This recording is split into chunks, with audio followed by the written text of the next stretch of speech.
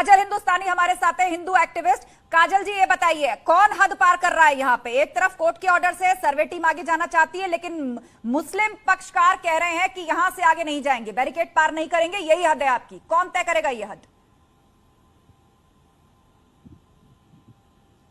जी का एक बयान था कांग्रेस के प्राइम मिनिस्टर का कि देश के सभी संसाधनों पर पहला हक जो है मुसलमानों का है, और क्योंकि ये माइनॉरिटी है और ये माइनॉरिटी कमीशन और मुस्लिम पर्सनल लॉ बोर्ड लेके बैठे हुए इस देश में, तो इनको लगता है कि हर जगह सब इनकी ही चलेगी। एक तरफ ये संविधान का ढिंडोरा तो पीटते हैं, पर दूसरी तरफ संविधान की ये लोग धज्जियां उड़ाते हैं, और वो इसलिए साबित होता है क्योंकि इन्होंने एक एप्लीकेशन दाखिल करी कमिश्नर को चेंज करने की, दूसरी इन्होंने दाखिल करी जिस पर दोनों को कोर्ट ने खारिज किया, दूसरी इन्होंने दाखिल करी कि जो वीडियोग्राफी है उस पर स्टे लाया जाए, वो भी इनकी आज खारिज हुई। तो इससे साफ साफ पता चलता है कि चोर की दाढ़ी में तिनका, इसीलिए ये लोग सब बौखलाए हुए हैं। और रहा सवाल मस्जिद का, तो मैं न्यूज 18 के सभी दर्शकों को एक है ना खुलासा करना चाहती हूँ कि वहां पे कभी मस्जिद थी ही नहीं, वो एक अवैध ढांचा है, और वो अवैध ढांचे के अगर इनके पास में कागज है तो ये दिखाए। जैसे हमारे राम जी ने 500 वर्षों तक लड़ाई लड़ी और कागज दिखाए, सारे सबूत दिखाए, और राम जी का आज भव्य मंदिर बन रहा है, वैसे ये भी दिखाए। और दूसरी बात, ऑर्डिनरी कमीशन सर्वे अभी तो सर्वे करने आया है, एएसआई का सर्वे चालू होगा तब तो मुझे लगता है कि इनकी हालत और भी पतली होने वाली है, क्योंकि अभी एएसआई का सर्वे तो ये लोग होने ही नहीं दे रहे, इन्होंने उस पे भी स्टे लाया है। अगर इनको कानून और संविधान और कोर्ट पे इतना भरोसा है तो ये क्यों बार बार अडंगा डाल रहे हैं? और वैसे भी अगर इनको ऐसा लगता है कि ये हिंदुस्तान पर इनका कब्जा रहेगा, तो मैं एक बात स्पष्ट कर दूं कि देश लोकतंत्र से चलता है, शरिया से नहीं चलता, और यहाँ पे सभी नागरिकों। काजल हिंदुस्तानी हमारे साथ बनी हुई है। काजल जी, आरोप यहाँ पर ये लग रहा है कि ये देश जो है वो बीजेपी के संविधान से नहीं चलेगा और भाजपा हिंदू मुस्लिम कराने की कोशिश कर रही है इस मामले में।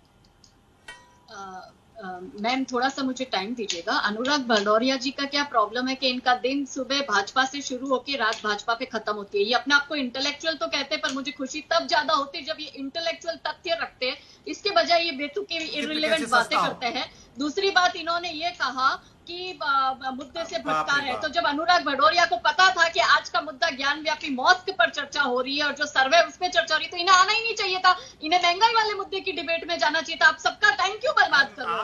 तीसरी बात, अब मैं इंटेलेक्चुअल तरीके से आपको जवाब देती हूँ और थोड़ा सा आपको इतिहास में ले जाती हूँ। इनको चुप करवा अनुराग जी, आप अपने मैचिंग का नींबू लेकर आए हैं, इनको चुप आप अपने मैचिंग का नींबू लेकर आए हैं, पर कच्चा है, कच्चा है। अभी रुक जाइए, आपने बात पूरी कर ली है। काजल जी बोलिए। मैम देखिए, सबसे पहले तो ये है कि ये एक अविवादित क्षेत्र है, वो समझना पड़ेगा। दिल्ली की कुछ महिलाओं ने मिलकर पिटीशन फाइल करी कि अविवादित जो क्षेत्र है जहाँ श्रृंगार गौरी का मंदिर है वहां पे पूजा की अनुमति उन्होंने मांगी है।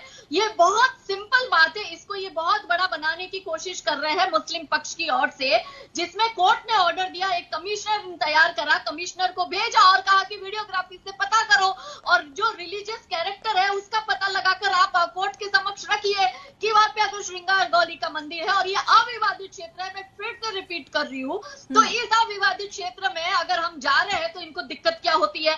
अब मैं इनको थोड़ा सा इतिहास में ले जाती हूँ, क्योंकि दर्शकों को इतिहास जानना भी बहुत जरूरी है कि 12वीं शताब्दी में कुतुबुद्दीन अहमद ने मंदिर के शिखर को ध्वस्त किया।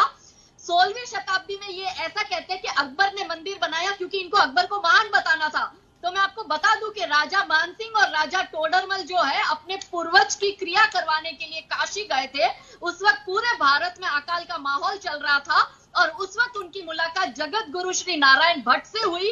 अकाल पे चर्चा हुई, तब जगत गुरु श्री नारायण भट्ट ने कहा कि मैं 24 घंटे में अकाल हटा सकता हूँ और बारिश ला सकता हूँ यदि अकबर जो है ये फरमान जारी करे कि यहाँ पुनः काशी विश्वनाथ मंदिर में बाबा का मंदिर बनेगा। ये बात आप पूरी सुन लीजिए, क्योंकि दर्शकों को तथ्य पता होना चाहिए। तब जो है वो लोग टोडरमल और मानसिंह गए अकबर के पास, किसी ने इस बात पे यकीन नहीं किया। अकबर ने फरमान बकायदा लिखकर दिया कि अगर 24 घंटे में जगत गुरु बारिश करवाते हैं तो मंदिर पुनः बनाया जाएगा।